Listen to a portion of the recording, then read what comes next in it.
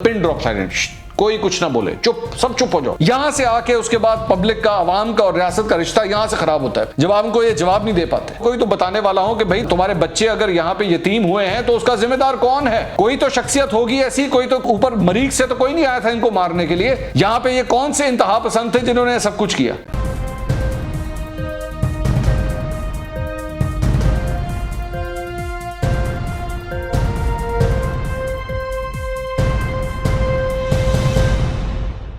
अस्सलाम वालेकुम नाज़रीन, मैं हूं मंसूर अली खान। अपने YouTube चैनल के ऊपर आपको खुशामदीद कहूँगा। सबसे पहले आपसे दरख्वास्त के चैनल को सब्सक्राइब करना मत भूलिएगा और बेल आइकन ज़रूर प्रेस कीजिएगा।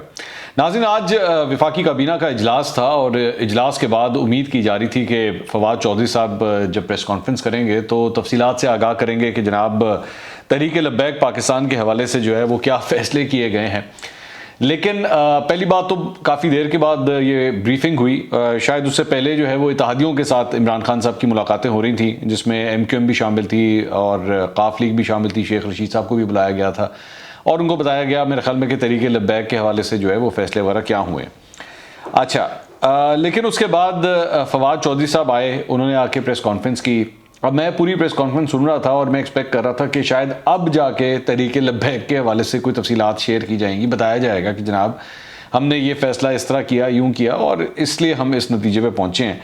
लेकिन मैं हैरान हो गया कि प्रेस कॉन्फ्रेंस के अंदर जो डिस्कशन हो रही थी वो हो रही थी जनाब इंतखाबी इस्लाहात और मईशत के हवाले से, कि जी मईशत के अंदर जो है वो काबीना ने यह फ़ैसला किया है कि जी आइंदा हम लोग जो है वो प्राइस जब डिस्कस करेंगे तो खित्ते के बारे में भी बताएंगे। उसके बाद फवाद चौधरी साहब ने आटे का रेट बताया, चने का रेट बताया, दाल का रेट बताया, इन चीज़ों के रेट्स जो हैं वो बताना शुरू हो गए।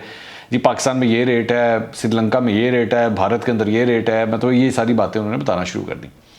अब मेरी समझ से बाहर है कि या तो मतलब ये लोगों को जो है वो इस वक्त एक माहौल इस किस्म का बना हुआ है कि जैसे मतलब पिन ड्रॉप साइलेंट, कोई कुछ ना बोले, चुप, सब चुप हो जाओ, बिल्कुल चुप हो जाओ। और इस वक्त पाकिस्तान तहरीक इंसाफ के सारे रैंक्स के अंदर, चाहे वो सूबाई इनकी जो है वो लीडरशिप हो, चाहे इनकी वफाक की लीडरशिप हो, हर जगह जो है ना सब लोग डरे हुए, सहमे बैठे हुए। बात मत करना, कोई इसके ऊपर बात ना करे, कोई लोगों को मत बताए कि क्या हुआ है, बस चुप करके बस गुजार दो इन दिनों को, किसी तरह गुजार दो, हमें कोई किसी की बात ना करनी पड़े। जिन लोगों को टॉक शोज़ के अंदर बुलाया जा रहा है वो बेचारे जो है वो बार बार वो जो प्रोग्राम्स की टीम्स हैं उनसे कह रहे हैं यार हमसे कोई मुश्किल सवाल ना कर लेना, तहरीक-ए-लब्बैक के बारे में हमसे ज़्यादा बात ना करना। हमें या तो उनको बेचारों को पता नहीं है और किसी को अगर कुछ पता भी है तो उस पर बात ही नहीं करना चाह रहा। मतलब आप सिर्फ अंदाज़ा लगाइए इस बात से कि हुकूमत नाम की आपको कोई चीज़ इस सारे मामले में नज़र आ रही है। हुकूमत वो है जिसके पास ताकत है, हुकूमत वो है जिसके पास इक़्तिदार है। उसे आके लोगों को ये बताना चाहिए कि जी ये है, ये खड़ी है आपकी रियासत। वो जो जिसे कहते हैं ना रियासत होगी माँ के जैसी, वो किधर है वो रियासत? वो बताती क्यों नहीं है लोगों को आके? कोई किसी किस्म की कोई डिस्कशन नहीं, सब कुछ जैसे कुछ हुआ ही नहीं है। बस पंजाब के एक शहर के अंदर जो है वो चंद लोग बैठे हुए हैं, उनके साथ कोई डील हो चुकी भी है और लोगों को हमने कोई इंफॉर्मेशन नहीं देनी, सारे चुप करके बैठ जाओ। मैं तो हैरान हूं, मुझे इस तरह लग रहा है जैसे ये पाकिस्तान तहरीक इंसाफ के लोग जो हैं वो इस वक्त एक ये तासुर देने की कोशिश कर रहे हैं कि पिछले एक हफ्ते भी नहीं बल्कि 10 दिन के अंदर जो कुछ हुआ है वो जैसे एग्जिस्ट ही नहीं करता। आप जैसे उसको किसी किताब में से कागज उठा के फाड़ के बाहर फेंक दें। वो जो बार बार ये कहते थे ना वन पेज, तो इसी तरह जैसे इस कागज से एक 1 पेज को इस किताब में से उठा के बाहर फेंक दें, जैसे कुछ हुआ ही नहीं है। लोगों के ज़हनों में इतने सवाल हैं, वो पूछ रहे हैं कि भाई क्या डील खड़का के आ गए हो, बताओ तो सही, कुछ बोलो तो सही। वो जैसे स्कूल के अंदर बच्चा जो है वो कोई बुरा इम्तिहान देकर आता है, कोई बुरा टेस्ट देकर आता है ना, और उसके बाद जब वापस आता है तो उसके माँ बाप उससे पूछते हैं बेटा कैसा हुआ है पेपर? वो कहता है जी बट ठीक हो गया। अच्छा बेटा क्या आया था इम्तिहान में? बस छोड़े ना, वो जब रिजल्ट आएगा तो पता लग जाएगा। नहीं बताओ तो सही बेटा, क्या सॉल्व के क्या करके आए हो, कागज के अंदर क्या भर के आए हो, वहां पे आंसर शीट पे क्या लिखा था, किस किस्म के सवाल आए थे? कुछ नहीं, बिल्कुल पिन ड्रॉप साइलेंस। बच्चा अपने कमरे के अंदर कोने में जाके खड़ा हुआ है और कोई चीज बताने से कासिर है। उसके घर वाले पूछ पागल हो गए, बेटा तुझे इतनी देर से तुझे पढ़ाया था, लिखाया था, तुझसे इतनी उम्मीदें थी कि तू हमारी हिफाजत करेगा, बता तो सही क्या करके क्या आया उस इम्तिहान के अंदर? कुछ नहीं बताया जा रहा है, बिल्कुल टोटली खामोशी है। उसके बाद एक और खबर ये आई है कि जी इमरान खान साहब, इम्कान का इजहार किया जा रहा है कि इमरान खान साहब जो हैं वो कल शायद कौम से खिताब करेंगे और कौम से इस खिताब के अंदर जो है वो तब कुछ जाके बताएंगे कि हाँ जी क्या हुआ है। लेकिन अब इसके बारे में भी चहमगोइयाँ हो रही हैं कि पता नहीं तहरीक लब्बैक के बारे में बात करेंगे या मईशत के ऊपर जो है वो बात करना शुरू हो जाएंगे या इंतखाबी इस्लाहात के वाले से बात करना शुरू हो जाएंगे। मतलब ऐसे टॉपिक्स डिस्कस किए जा रहे हैं जिनके इंपॉर्टेंस लेवल के अंदर जो है वो टॉप पे नहीं है, वो इस वक्त कहीं नीचे आते हैं। आपके मुल्क के अंदर इतना बड़ा एक वाकया पेश आया है, उसके बारे में कोई बात करने के लिए तैयार नहीं है। ऐसे इंप्रेशन दे रहे हैं जैसे कुछ भी नहीं हुआ। अच्छा, उसके बाद वो जी इमरान खान साहब के बारे में ये भी रिपोर्टिंग हुई कि जी उन्होंने काबीना के अंदर ये कहा है कि जी सारे आप लोग इकट्ठे हो जाएं और इकट्ठे होकर जो है वो एक मुतहद होकर जो है अपना स्टांस दें। बात हो रही थी जी इलेक्शन कमीशन के हवाले से कि जी इलेक्शन कमीशन में आजम सवाती और फवाद चौधरी के हवाले से जो उनको नोटिस जारी किए हैं, उनको जो बुलाया गया है, तो हमारी पार्टी की तरफ से जो है ना वो इकट्ठा एक मुतहद होकर जो है वो स्टांस आना चाहिए। और उन्होंने कहा जी MQM से आप सीखें, वो सारे हमेशा जो है वो यकजा रहते हैं, इकट्ठे रहते हैं, आप उनसे सीखें। और मेरे भाई वो बात और चीज़ है, वो इस वक्त आप बाद में कर लीजिएगा, इलेक्शन कमीशन के साथ जो भी आपने करना होगा बाद में कर लीजिएगा, इसके बारे में तो बात कर लें। अच्छा, उसके बाद वो जो 3 लोग थे, शाह महमूद कुरैशी साहब, अली मोहम्मद खान साहब और स्पीकर असद कैसर साहब, टोटली मंजर आम से गायब, बिल्कुल कहीं नजर नहीं आ रहे।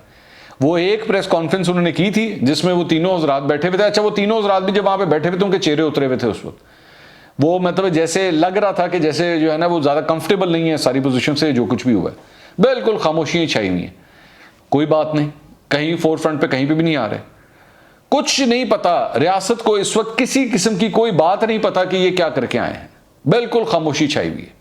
वहां पे पुलिस एहलकारों के हवाले से आज भी एक पुलिस एहलकार के बारे में पता लगा है कि उसकी भी एक लाश जो है वो खेतों से निकली है, उसके ऊपर तशद्दुद किया गया था और उसकी लाश जो है वहां से रिकवर हुई है। आप अंदाजा कर सकते हैं, चले पब्लिक के अंदर जो रिजेंटमेंट है वो तो है ही है, पुलिस के रैंक्स के अंदर कानून नाफिज करने वाले जो इदारे हैं उनके अफराद के अंदर क्या रिजेंटमेंट पाई गई होगी इस वक्त कि भाई कुछ तो बोलो खुदा के लिए, कोई और कुछ नहीं, जो मुआहदा करके आए हो कम से कम उस पर यही लिख दो कि हाँ जी पुलिस वालों से आप माफी तो मांग ले, कम से कम कोई तो माफी मांगे, कोई तो उनको पुरसाने हाल हो, कोई तो बताने वाला हो कि भाई तुम्हारे बच्चे अगर यहां पे यतीम हुए हैं तो उसका जिम्मेदार कौन है।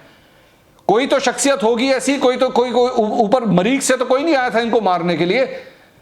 यहां पे ये कौन से इंतहा पसंद थे जिन्होंने सब कुछ किया। यहां से आके उसके बाद पब्लिक का, अवाम का और रियासत का रिश्ता यहां से खराब होता है फिर जब आप उनको ये जवाब नहीं दे पाते। और जितने MNAs हैं, जितने MPs हैं, सबके मुंह बंद हुए हैं, सब में से किसी की जुबान ही नहीं निकल रही। भाई इस पे कोई बात ना करो, इस पे कोई सवाल ना करो हमसे, इस पे कोई बात ना करे, बस ये हो रहा है जिस तरह भी हो रहा है इसको बस बर्दाश्त करो, आगे चलो आगे चलो। यहां से पॉलिटिकल लीडर्स के बारे में पता लगता है कि पॉलिटिकल लीडर्स किधर खड़े हैं।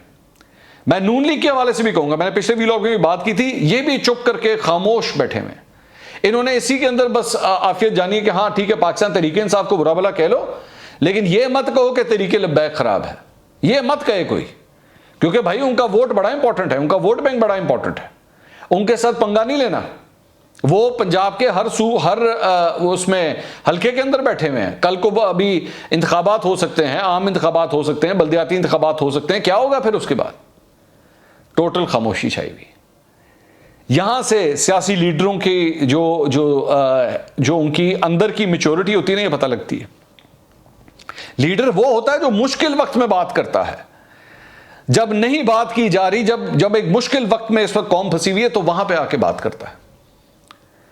ऐसे लीडर का हमने अचार डालना है कि वो बैठा हुआ अपने कमरे के अंदर बैठ के जो है वो अपनी काबीना को या तो ब्रीफिंग दे रहा है या अपनी पार्टी के वर्करों को या अपने लीडरों को बस बैठ के ब्रीफिंग दे देता है, कोई स्टांस ही नहीं ले रहा है इसके ऊपर, कोई बात ही नहीं कर रहा, कोई कहने वाला ही नहीं है।